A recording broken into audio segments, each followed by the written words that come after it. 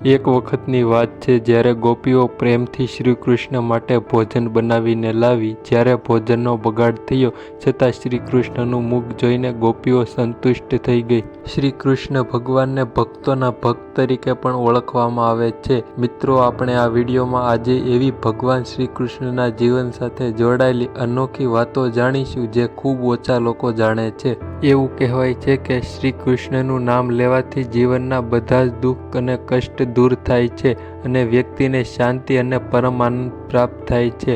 હિન્દુ દર્શન શાસ્ત્ર અનુસાર દરેક દેવતા સાથે કેટલાક ખાસ ગુણો જોડાયેલ છે. જ્યારે પણ આપણે ભગવાન શિવનો વિચાર કરીએ છીએ ત્યારે ધ્યાનમાં બેઠેલા ભગવાન શિવને શાંત સૌમ્ય ચહેરાની છબી તેમના કપાળ પર અર્ધચંદ્રાકાર ચંદ્ર સાથે આપણા મનમાં દેખાય છે. જ્યારે આપણે ભગવાન રામનો વિચાર કરીએ છીએ ત્યારે ધ્યાન તેમના ખાસ ગુણો નમ્રતા, સમર્પણ અને ન્યાય તરફ જાય છે.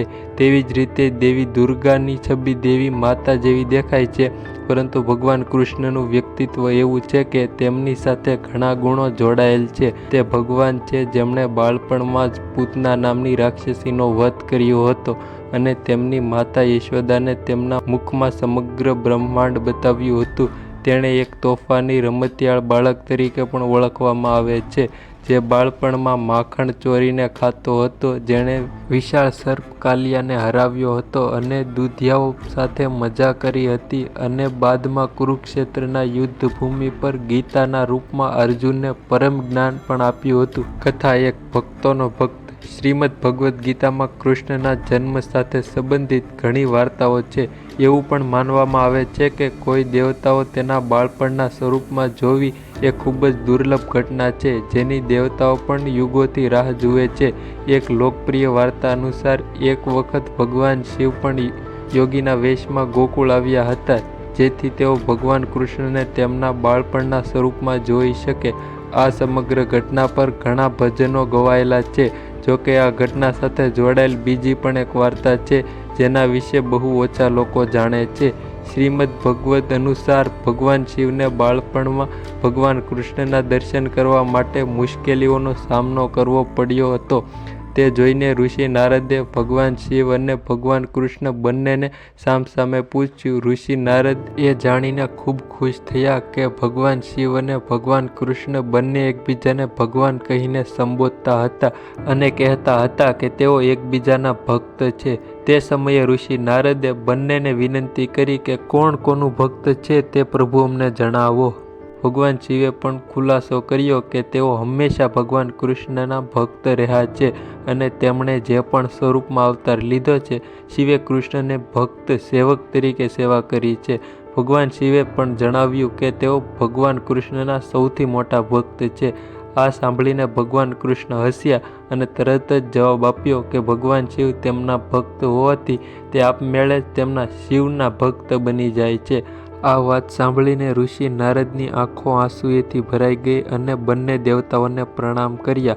આ એવા ઘણા કિસ્સાઓમાંથી પ્રથમ હતું જ્યારે ભગવાન કૃષ્ણએ કહ્યું હતું તેઓ તેમના ભક્તોના સેવક છે. તે પ્રચલિત માન્યતાને પણ ટાંકે છે કે ભલે શ્રી કૃષ્ણ સમગ્ર બ્રહ્માંડના ભગવાન હોય, પણ તેઓ હંમેશા તેમના ભક્તોની ઈચ્છાનું પાલન કરશે.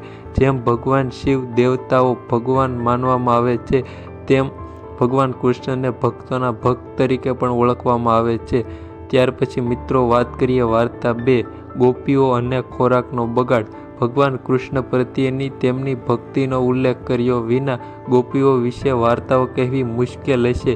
એવું કહેવાય છે કે એક દિવસ બધી ગોપીઓએ કૃષ્ણ માટે ભવ્ય ભોજન બનાવવાનું નક્કી કર્યું.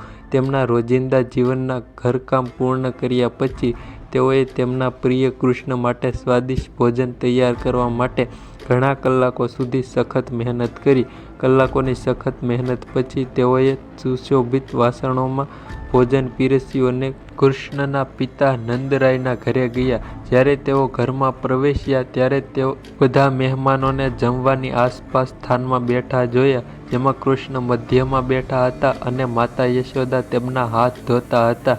મહેમાનોને ગોપીઓ અને તેમના દ્વારા લેવાયેલા ભોજનને જોતા જ તેમને દોષિત લાગ્યું, કારણ કે તેઓને હમણાં જ ભોજન પૂર્ણ કર્યું હતું. બધાને લાગ્યું કે ગોપીઓ તેમની મહેનત વ્યર્થ જોતા દુઃખી થશે, પરંતુ ગોપીઓની નજર ભગવાન કૃષ્ણ પર ટકેલી હતી અને તેઓ તેમની જોતી રહી. થોડી વાર પછી તેમણે પોતાના વાસણો નીચે મૂક્યા અને હાથ હલાવતા કલાત્મક રીતે નૃત્ય કરવા લાગ્યા. નંદરાય, માતા યશોદા અને અન્ય મહેમાનો આશ્ચર્યચકિત થઈ ગયા કે આટલી મહેનતથી તૈયાર કરેલ ખોરાક બગડતો જોઈને તેઓ કેટલા સંતુષ્ટ થયા.